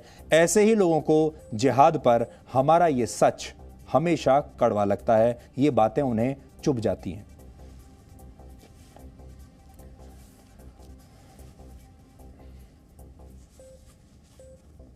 और इस मामले पर एक CAG की रिपोर्ट भी आई थी और इस CAG की रिपोर्ट ने भी ये पूरा उसमें बाकायदा आधिकारिक तौर पर लिखा था कि ये जो ज़मीन बेची गई है असल में हज़ारों करोड़ की ये ज़मीन है और इसे कौड़ियों के भाव बेच दिया गया। ये आप वही उसी ज़मीनों की तस्वीरें आप देख रहे हैं। जो लक्ष्य रखा गया था इस ज़मीन से पैसा निकालने का, उगाने का, वो था 25,000 करोड़ रुपए, यानी राज्य सरकार को 25,000 करोड़ रुपए इस जमीन से कमाने थे। और उन्होंने कमाए कितने? सिर्फ 76 करोड़ रुपए, यानी 25,000 करोड़ रुपए की जमीन सिर्फ 76 करोड़ रुपए में बेच दी गई।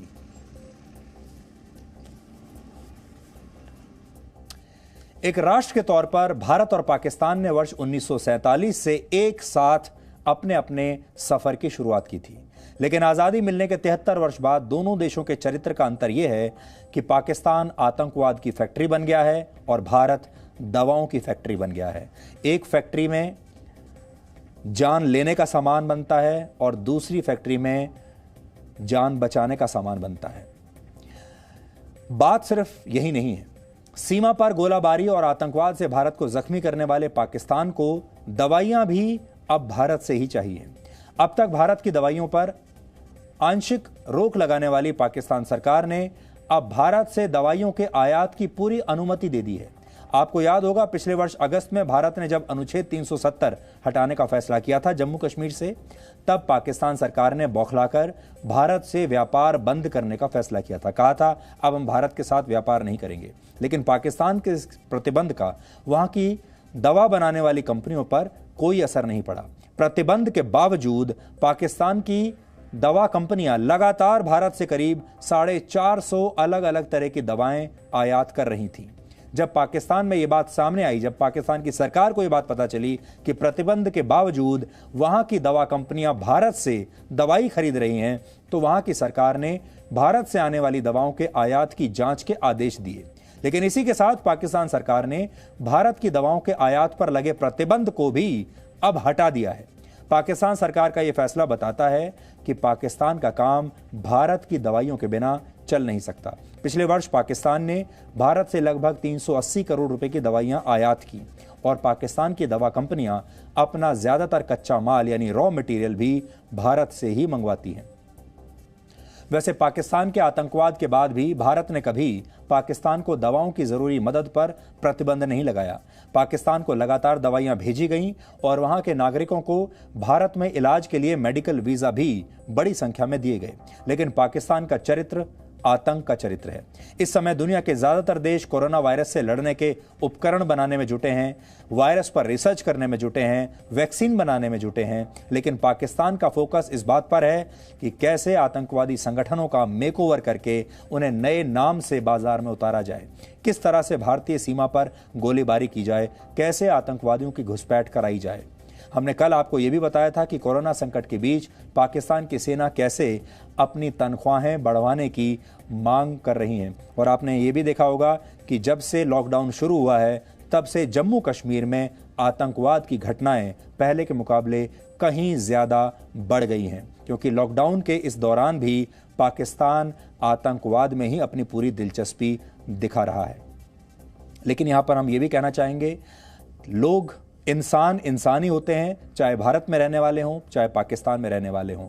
और अगर भारत में बनी दवाएं पाकिस्तान में रहने वाले लोगों की, इंसानों की जान बचा रही हैं, तो इसमें किसी को कोई आपत्ति नहीं होनी चाहिए, भारत को भी कोई आपत्ति नहीं होनी चाहिए, क्योंकि इंसान होता है, ना वो भारत का है ना वो पाकिस्तान का है। और अगर भारत की वजह से पाकिस्तान के कुछ नागरिकों की जान बच जाती है तो हमारे लिए ये भी एक पुण्य का काम है। और अब आखिर में आज का सवाल, आज आपको यह बताना है कि स्मॉल पॉक्स यानी चेचक को खत्म करने वाली वैक्सीन किसने बनाई थी। आप इस पर रिसर्च कीजिए और ब्रेक के बाद हम आपको इस सवाल का सही जवाब बताएंगे।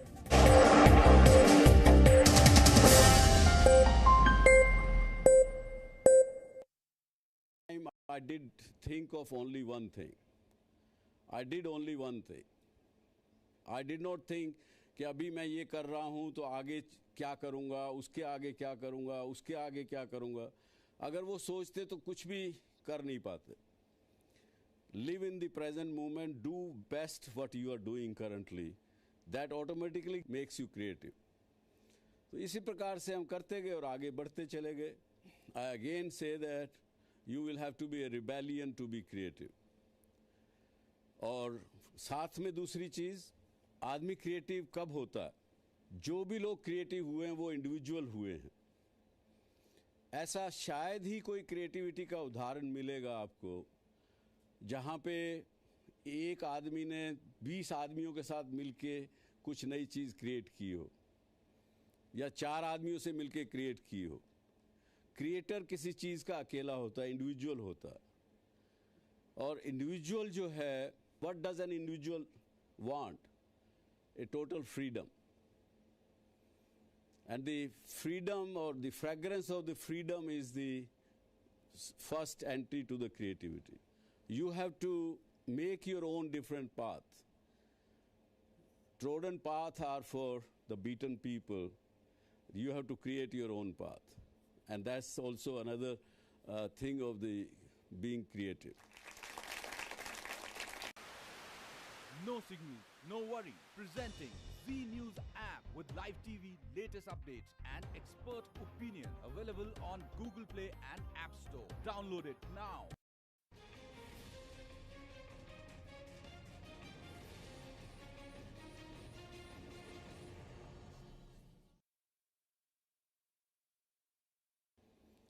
Creativity means to create something new, to come up with something very different and which has never been thought by somebody else. So what is the creativity? And what are the things you require in yourself to be creative? मेरा ऐसा मानना है कि हम सब creative हो सकते हैं. कोई भी ऐसा व्यक्ति नहीं होगा जो कि क्रिएटिव ना हो सके, लेकिन अपने आप को पहचानने की आवश्यकता है. Creativity doesn't require you to be very well educated, postgraduate, PhD or anything. Creativity is the greatest rebellion in existence today. क्योंकि अगर आपको उसमें क्रिएटिव बनना है तो अब तक जो कुछ आपने सीखा है, आपके माइंड की जो विश्वास हैं, आपकी जो पुरानी धारणाएं हैं, जो सब चीज़ें आपके अंदर कर चुकी हैं, उनसे आपको उनको भूलकर आपको आगे निकलना पड़ेगा. We have to get rid of all our past things, वरना आप क्रिएटिव हो ही नहीं पाएंगे. वरना आप क्या कर पाएंगे? सिर्फ कॉपी कर सकेंगे. जो चीज़ पहले क्रिएट हुई है उसकी कॉपी कर सकेंगे, शायद अच्छी कॉपी कर सकें, बल्कि ज़्यादातर के ये ऐसा देखा गया कि it becomes only A carbon copy which already exist.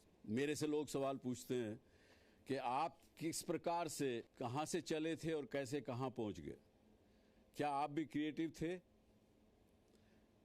तो मेरा एक ही जवाब रहता है कि ये एक टाइम पे at one time I did think of only one thing. I did only one thing. I did not think कि अभी मैं ये कर रहा हूँ तो आगे क्या करूँगा, उसके आगे क्या करूँगा, उसके आगे क्या करूँगा. अगर वो सोचते तो कुछ भी कर नहीं पाते. Live in the present moment, do best what you are doing currently, that automatically makes you creative. तो इसी प्रकार से हम करते गए और आगे बढ़ते चले गए. I again say that you will have to be a rebellion to be creative. और साथ में दूसरी चीज़, आदमी क्रिएटिव कब होता है? जो भी लोग क्रिएटिव हुए हैं वो इंडिविजुअल हुए हैं. ऐसा शायद ही कोई क्रिएटिविटी का उदाहरण मिलेगा आपको जहाँ पे एक आदमी ने 20 आदमियों के साथ मिलके कुछ नई चीज़ क्रिएट की हो, या 4 आदमियों से मिलके क्रिएट की हो. क्रिएटर किसी चीज़ का अकेला होता है, इंडिविजुअल होता है. और इंडिविजुअल जो है, what does an individual want? A total freedom. And the freedom or the fragrance of the freedom is the first entry to the creativity. You have to make your own different path. Trodden paths are for the beaten people. You have to create your own path. And that's also another thing of the being creative. No signal, no worry. Presenting Z News app with live TV, latest updates and expert opinion. Available on Google Play and App Store. Download it now.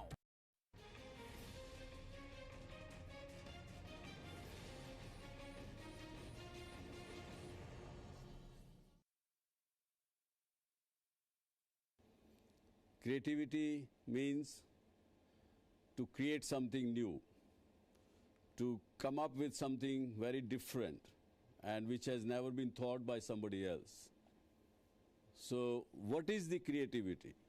And what are the things you require in yourself to be creative? मेरा ऐसा मानना है कि हम सब creative हो सकते हैं. कोई भी ऐसा व्यक्ति नहीं होगा जो कि क्रिएटिव ना हो सके, लेकिन अपने आप को पहचानने की आवश्यकता है. Creativity doesn't require you to be very well educated, postgraduate, PhD or anything. Creativity is the greatest rebellion in existence today. क्योंकि अगर आपको उसमें क्रिएटिव बनना है तो अब तक जो कुछ आपने सीखा है, आपके माइंड की जो विश्वास हैं, आपकी जो पुरानी धारणाएं हैं, जो सब चीज़ें आपके अंदर कर चुकी हैं, उनसे आपको उनको भूलकर आपको आगे निकलना पड़ेगा. We have to get rid of all our past things, वरना आप क्रिएटिव हो ही नहीं पाएंगे. वरना आप क्या कर पाएंगे? सिर्फ कॉपी कर सकेंगे.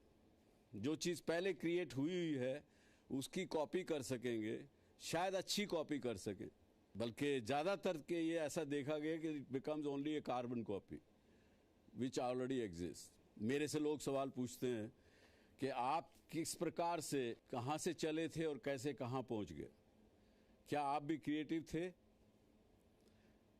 तो मेरा एक ही जवाब रहता है कि ये एक टाइम पे at one time I did think of only one thing, I did only one thing. I did not think कि अभी मैं ये कर रहा हूँ तो आगे क्या करूँगा, उसके आगे क्या करूँगा, उसके आगे क्या करूँगा। अगर वो सोचते तो कुछ भी कर नहीं पाते। Live in the present moment, do best what you are doing currently, that automatically makes you creative. तो इसी प्रकार से हम करते गए और आगे बढ़ते चले गए। I again say that you will have to be a rebellion to be creative. और साथ में दूसरी चीज़, आदमी क्रिएटिव कब होता है? जो भी लोग क्रिएटिव हुए हैं वो इंडिविजुअल हुए हैं। ऐसा शायद ही कोई क्रिएटिविटी का उदाहरण मिलेगा आपको जहाँ पे एक आदमी ने 20 आदमियों के साथ मिलके कुछ नई चीज़ क्रिएट की हो, या 4 आदमियों से मिलके क्रिएट की हो। क्रिएटर किसी चीज़ का अकेला होता है, इंडिविजुअल होता है। और इंडिविजुअल जो है, what does an individual want? A total freedom. And the freedom or the fragrance of the freedom is the first entry to the creativity. You have to make your own different path. Trodden paths are for the beaten people. You have to create your own path. And that's also another thing of the being creative. No signal, no worry. Presenting Z News app with live TV, latest updates and expert opinion. Available on Google Play and App Store. Download it now.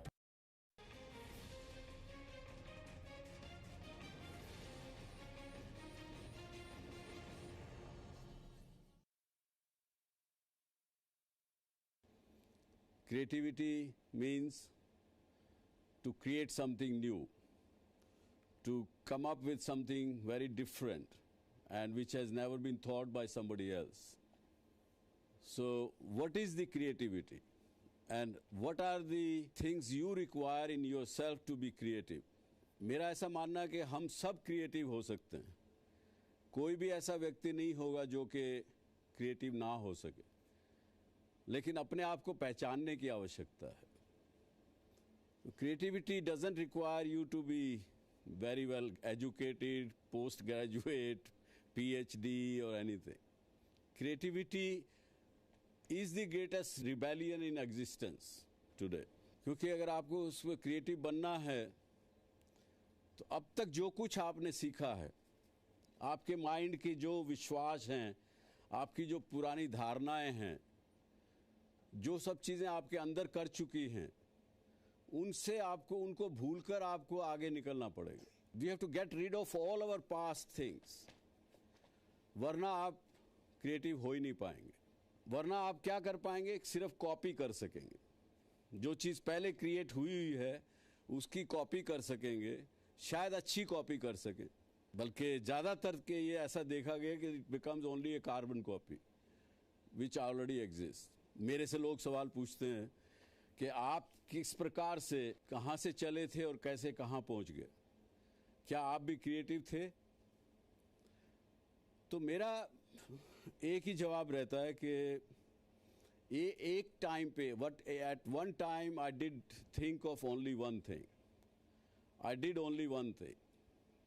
I did not think कि अभी मैं ये कर रहा हूँ तो आगे क्या करूँगा, उसके आगे क्या करूँगा, उसके आगे क्या करूँगा। अगर वो सोचते तो कुछ भी कर नहीं पाते।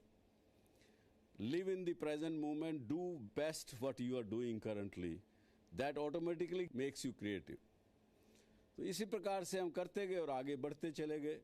आई again say that you will have to be a rebellion to be creative. और साथ में दूसरी चीज़, आदमी क्रिएटिव कब होता है? जो भी लोग क्रिएटिव हुए हैं वो इंडिविजुअल हुए हैं। ऐसा शायद ही कोई क्रिएटिविटी का उदाहरण मिलेगा आपको जहाँ पे एक आदमी ने 20 आदमियों के साथ मिलके कुछ नई चीज़ क्रिएट की हो, या 4 आदमियों से मिलके क्रिएट की हो। क्रिएटर किसी चीज़ का अकेला होता है, इंडिविजुअल होता है।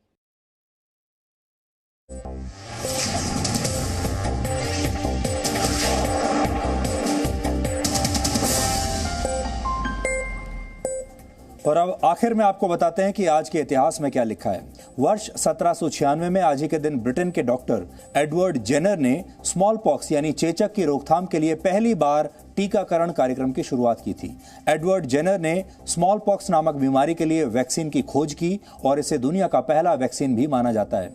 एडवर्ड जेनर की इस खोज ने स्मॉल पॉक्स नामक बीमारी का दुनिया से अंत कर दिया था। दुनिया भर में 19वीं और 20वीं सदी में हुए वैक्सीनेशन कैंपेन्स की मदद से वर्ल्ड हेल्थ असेंबली ने मई 1980 में आधिकारिक तौर पर दुनिया को स्मॉल पॉक्स से मुक्त घोषित किया था। वर्ल्ड हेल्थ असेंबली ही विश्व स्वास्थ्य संगठन यानी WHO का संचालन करती है। एक अनुमान के मुताबिक 20वीं सदी में लगभग 30 करोड़ लोग स्मॉल पॉक्स के संक्रमण से मारे गए थे। वर्ष 1962 में भारत में स्मॉल पॉक्स के खिलाफ अभियान की शुरुआत हुई और वर्ष 1977 तक इसे पूरी तरह से समाप्त कर दिया गया। वर्ष 1978 में आज ही के दिन मशहूर साहित्यकार जगदीश चंद्र माथुर का निधन हुआ था। जगदीश चंद्र माथुर प्रतिभा के धनी लेखक थे। वर्ष 1941 में वो इंडियन सिविल सर्विस में शामिल हुए। वर्ष 1955 से 1961 तक जगदीश चंद्र माथुर ऑल इंडिया रेडियो यानी AIR के डायरेक्टर थे और उन्होंने ही ऑल इंडिया रेडियो का नाम आकाशवाणी रखा था। कोणार्क, यादों का पहाड़, आधा पुल और भोर का तारा उनकी कुछ प्रमुख रचनाएं हैं। वर्ष 1973 में आज ही के दिन नासा ने अमेरिका के पहले स्पेस स्टेशन स्काईलैब को अंतरिक्ष में लॉन्च किया था।